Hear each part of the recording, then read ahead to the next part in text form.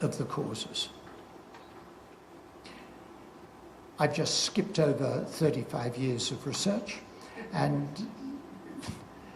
with that in mind, I went to the then Director General of WHO, J.W. Lee, and between us we agreed that what was needed was a commission on social determinants of health.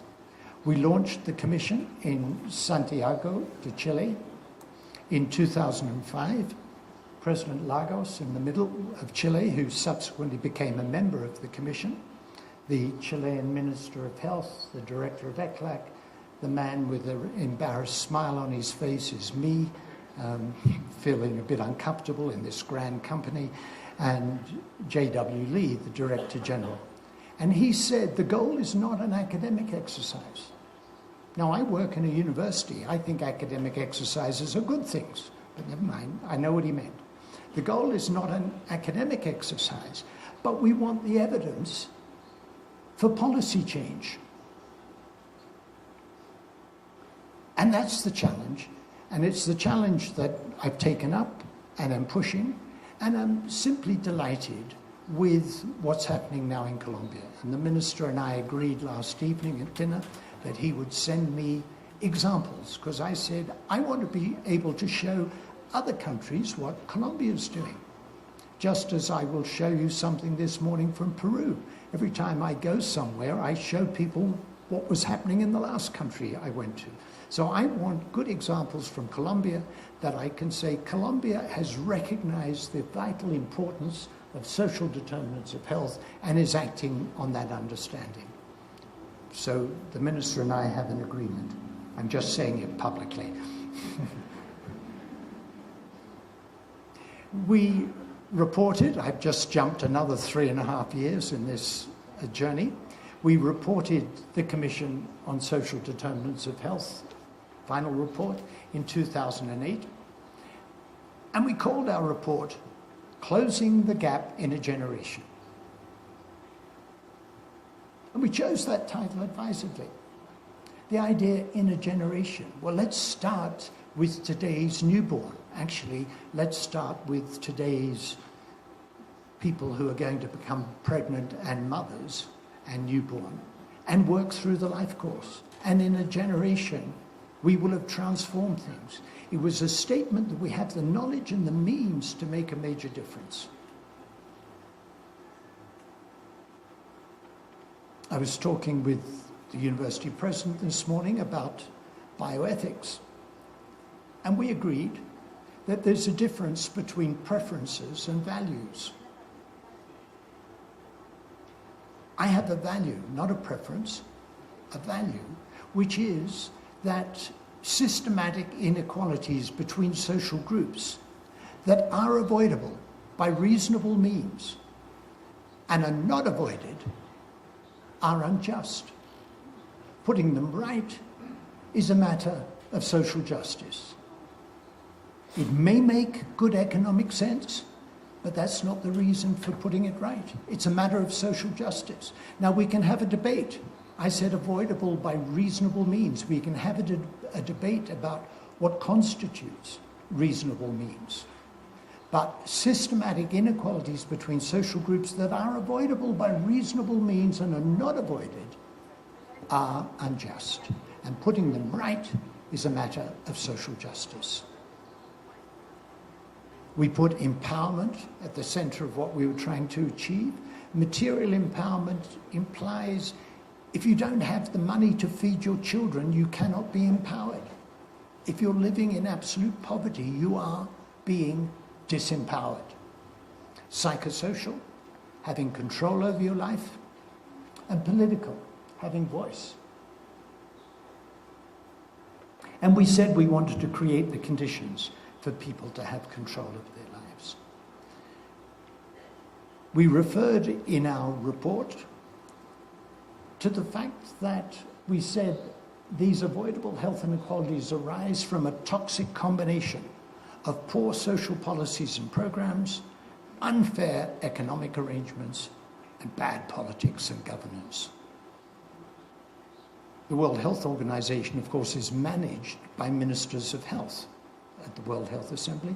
Some of them were not altogether comfortable with the idea that bad governance was responsible for the health inequalities that we see. That said, 38 ministers of health spoke at the World Health Assembly when my report was introduced, and it got unanimous acceptance. And the conceptual framework that we have, if you start at the right-hand end, the distribution of health and well-being, we say that that's related to material circumstances, social cohesion, psychosocial factors, behaviours, biological factors, and of course, the healthcare system. Those in turn are affected by social position, where you are in society, education, occupation, income, gender, ethnicity, race. And then we've got the socioeconomic and political context, governance, policy, macroeconomic conditions, and so on. So that was our conceptual framework. I agree with the Minister. We didn't say improve everything, radically overthrow the current system. We tried to focus. We did have people put to me that capitalism was the problem, and until we overthrew capitalism, we wouldn't solve the problem. I pointed out that the country with the best life expectancy in the world was Japan, very successful capitalist country, followed by the Nordic countries, very successful capitalist countries, that I was not going to sign up to the idea that capitalism unfettered was absolutely wonderful. There were lots of problems. But capitalism per se wasn't the problem, it was how we operated and what we do about it. And there are models that work well, like in the Nordic countries, and models that don't work so well, where we have huge inequalities and people who are being left behind. So we had the conditions in which people are born, grow, live, work and age in the centre there. So early child development and education, healthy places, fair employment, social protection, universal health care. And then in the outer circle, the inequities in power, money and resources. Put health equity in all policies.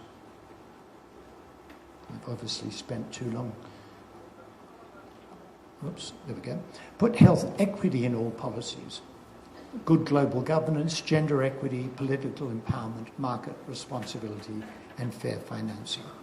And in the European review of social determinants and the health divide, we built on the WHO Commission, so it's not remarkably different. We had 4 domains of recommendations: life course stages, the wider society, the macro level context, and systems. And you can see for the life course as it suggests. Be careful what you wish for.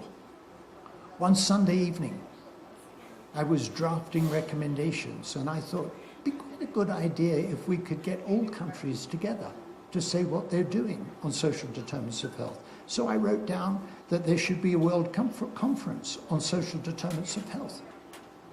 And it got into our report. It was accepted by the WHO. And Brazil said, we'll host it. We put the money aside. It'll be in Rio. And it was in Rio de Janeiro in October 2011.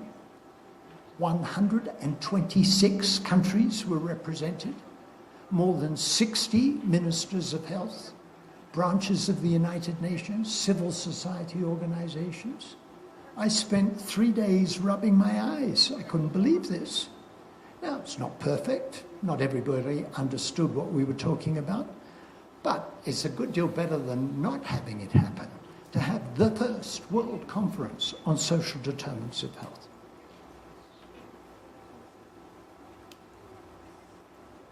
As I'll say in a moment, I called my English review Fair Society, Healthy Lives.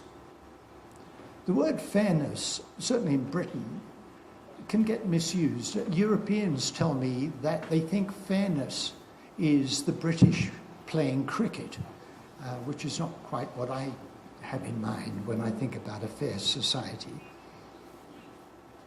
And it comes back again to what the Minister said in his introduction. I take health and health inequity, the distribution of health, as a measure of how well we are doing as a society. So get the social conditions right and health will improve.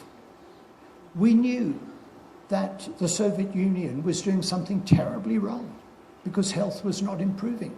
It was improving in Western Europe and it was not improving in Central and Eastern Europe, in the communist countries. So we knew they weren't working. But we also know that things are going badly when there are big inequalities within countries, and the magnitude of the social gradient is important. So we have big inequalities in health within and between countries. When we began the WHO Commission on Social Determinants of Health, I drew attention to these figures. Sierra Leone had life expectancy for men of 38.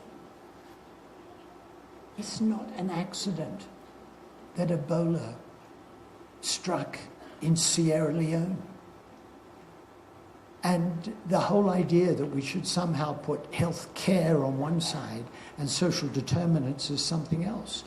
The Sierra Leone, the systems didn't work. Everything broke down. They couldn't cope with the outbreak of Ebola. It didn't, in Uganda, when they've had Ebola, it didn't become rampant like it did in Sierra Leone because they have better developed social systems. So Sierra Leone, life expectancy for men at that time of 38, and Iceland 80. A 42-year difference in life expectancy. For women, it was 44. But I was trying to make the case that health inequities are not an issue, well, they in the poor countries have poor health and we in the rich countries have good health, but in fact there should be an overlap of concern. Life expectancy for men in the better off part of Glasgow was 82, and in the poorest part of Glasgow is 54. A 28-year difference in life expectancy in one Scottish city. Life expectancy for men in the poorest part of Glasgow is 8 years shorter than the Indian average. And you said, Minister, it's not just about money. In India, at that time, 3/4 of the population were living on $2 a day or less. And no one in Glasgow is living on $2 a day or less. In Glasgow, they don't die of malaria or salmonella. They die of alcohol-related causes, of homicide and suicide and drugs and non-communicable diseases. So we have a common cause between countries such as Colombia, where the major problem is now non-communicable disease. We have huge inequities within countries, and those inequities within countries overlap with the inequities between countries. And the magnitude of the inequities within countries, of the social gradient in health, varies because it's often put to me, all countries have social hierarchies, all countries have rich, poor, and everything in between. If health follows the social hierarchy, won't we always have inequalities in health? The answer is yes, but the magnitude varies. This is life expectancy at age 25